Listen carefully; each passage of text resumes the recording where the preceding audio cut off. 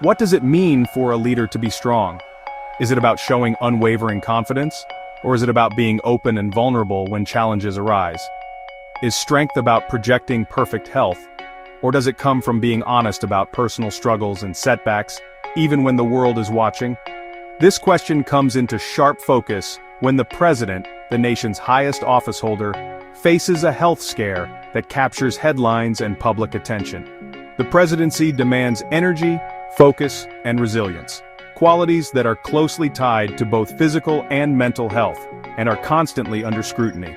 On July 17, 2025, the White House announced President Donald Trump was diagnosed with chronic venous insufficiency after noticing swelling in his legs, a detail that quickly made national news.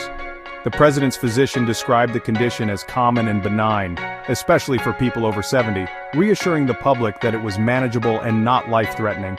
The White House's openness about the diagnosis marked a rare moment of transparency, allowing the public to hear facts directly instead of relying on speculation or rumors.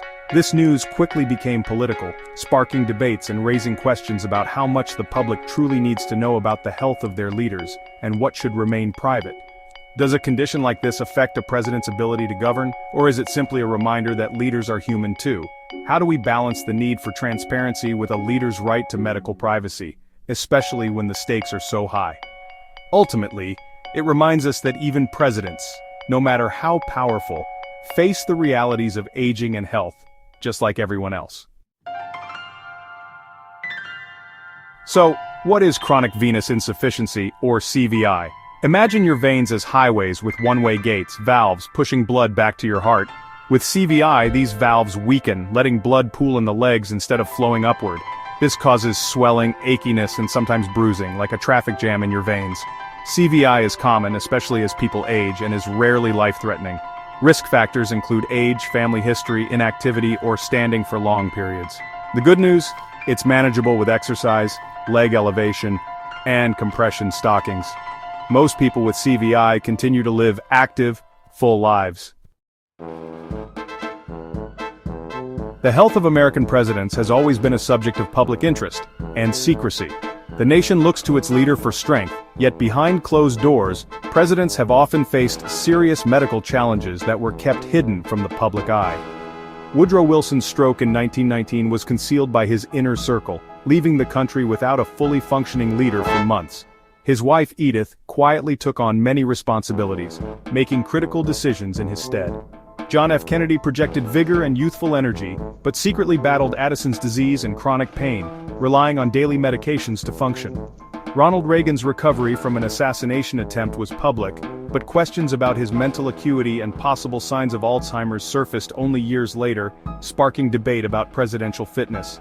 These stories show a shift from secrecy to more openness, as the media and public demand greater transparency, but the balance between privacy and disclosure is still evolving. Franklin D. Roosevelt hid the severity of his polio from the public. Eisenhower's heart attack was downplayed to avoid panic, even as the nation worried about stability. Each case forces us to reconsider how much the public should know about a president's health and what information should remain private. Transparency can build trust in leadership, but privacy remains important for any individual, even the president. The debate continues. Where should we draw the line between the public's right to know and a leader's right to medical privacy? The president's health matters because the job is uniquely demanding, requiring sharp decision-making, resilience, and the ability to handle crises at any hour. The physical and mental toll of leading a nation is immense, and history has shown that even minor health issues can impact performance in critical moments. Voters deserve to know their leader is physically and mentally fit for the pressures of office. After all, citizens entrust the president with their safety, prosperity, and the nation's future. So transparency is not just a courtesy, it's a responsibility. Health information helps voters make informed choices, not just for day one, but for the long haul. Knowing a candidate's health status allows the public to weigh risks and consider who is best equipped to serve a full term. Transparency builds confidence while secrecy breeds suspicion. When leaders are open about their health, it fosters trust and reassures the public that nothing important is being hidden. Still, not every minor ailment should be publicized. There's a difference between common conditions and serious illness. Privacy matters, but so does the public's right to know about issues that could affect leadership. Should candidates release full medical records? There's no easy answer, but the conversation is vital for democracy. Open debate helps us find the right balance between privacy and accountability. The health of our leaders is tied to the health of our nation. What do you think is the right path forward? As citizens, our voices shape the standards we expect from those in power.